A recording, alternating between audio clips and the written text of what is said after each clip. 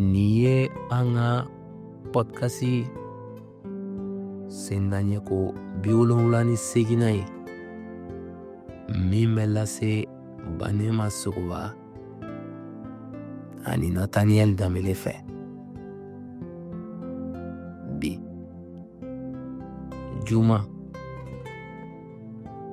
avril kalo tile 11 san 2025 an ka verset kalanta bɛ bɔ Matthieu kitabu la. Matthieu kitabu sura 18 verset 15 ka se 17 ma. O yɔrɔ bɛ a fɔ an ye ko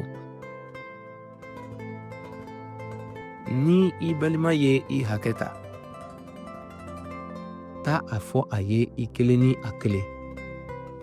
Ni a ye i lamɛn, aw na kɛ ɲɔgɔn ka mɔgɔ ye tun. 16.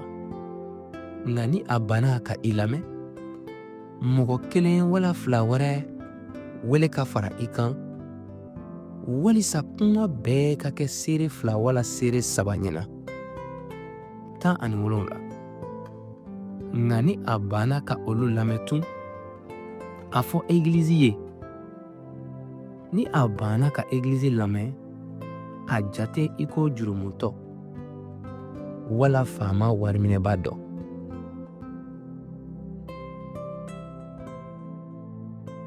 Ni yɔrɔ kalannen bɛ an kalan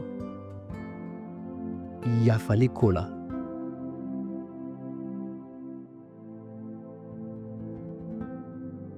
Cɛlabɛnni ani tiɲɛ ko la.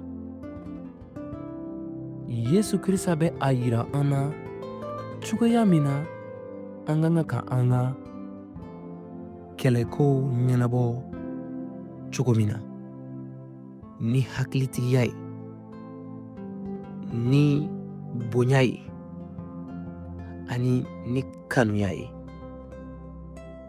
Sani an ka kiiri tigɛ wala ka ban, an kan ka masala.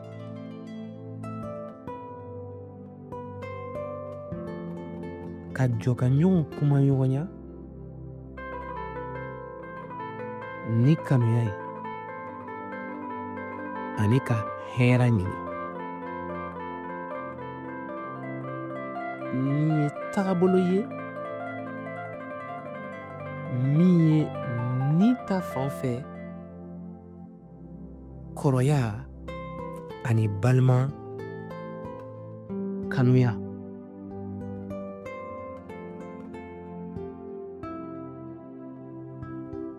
Ka segin ɲɔgɔn ma kokura, o kan ka bila ɲɔgɔn jalaki sanfɛ tuma bɛɛ. Ala bɛ an wele ko an ka kɛ hɛrɛ baarakɛminɛnw ye, hali kɛlɛw tuma la. A ɲini Ala fɛ a ka i kalan yɛrɛmajigilenya ani jijali la, walisa i ka jɔ kanuya kɔnɔna na, ani k'a ɲini sɛbɛ yɛrɛ la ka jɛɲɔgɔnya sɛbɛ don mɔgɔw ni ɲɔgɔn cɛ. Jijali ye nin ko i ka kɛ jɔlikɛla ye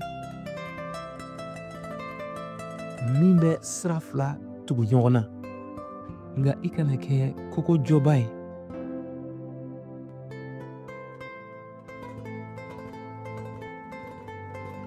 I dusukun ɲɛ ka minɛ ni kanuya ye, ani i ka ko ɲɛnabɔ cogow ka Kirisa ka nɛɛma jira.